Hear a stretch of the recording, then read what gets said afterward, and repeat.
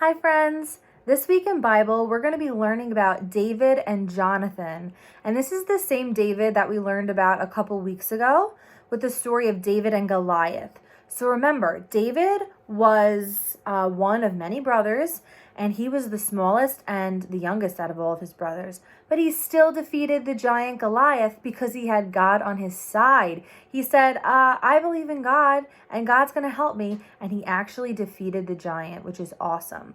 So now our story moves on to David and Jonathan, and they were very close friends. So let's learn more about their story.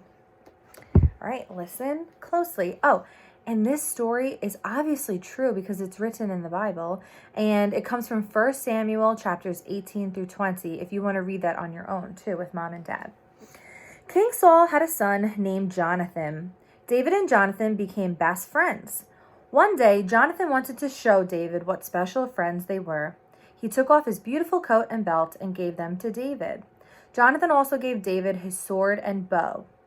As David grew older, King Saul gave him some important jobs to do. He gave David a very important job in his army. This pleased all the people and the soldiers too. One day, David came back from a battle in which he had killed some Philistine soldiers. The women came out in the streets and started singing, "Saul has killed his thousands and David his tens of thousands." I don't know if that's how this song actually sounded, but what they were really saying was that David was better than the king. When King Saul heard this, he was angry and very jealous. He wanted to kill David. That's very sad and very wrong, right? The next day, while David was playing his harp and singing for King Saul took his spear and threw it at David. He missed, but David knew his life was in danger. As days went by, King Saul tried everything he could to think of to kill David. Each time, God helped David escape. So God was watching over David because David didn't do anything wrong, right? King Saul just had hatred in his heart. So God was protecting David.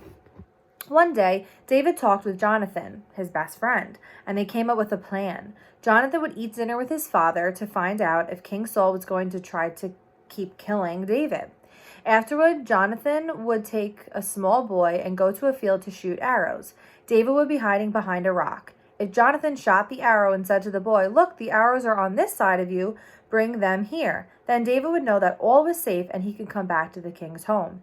But if Jonathan said to the boy, "Look, the arrows are beyond you," then David would know that King Saul would not rest until David was dead. David would know that he had to leave the king's home and run far away. At dinner, Jonathan learned that King Saul still wanted to kill David. When Jonathan and the boy came to the field, Jonathan shot the arrow and said to the boy, "Isn't the arrow beyond you?" Then David knew King Saul would never give up trying to kill him. Jonathan sent the boy away, and David came out of his hiding place. He and Jonathan hugged each other and cried together. Then they made a promise that they would always be friends. They even promised to be friends to each other's children and help them. Kind of a crazy story, right?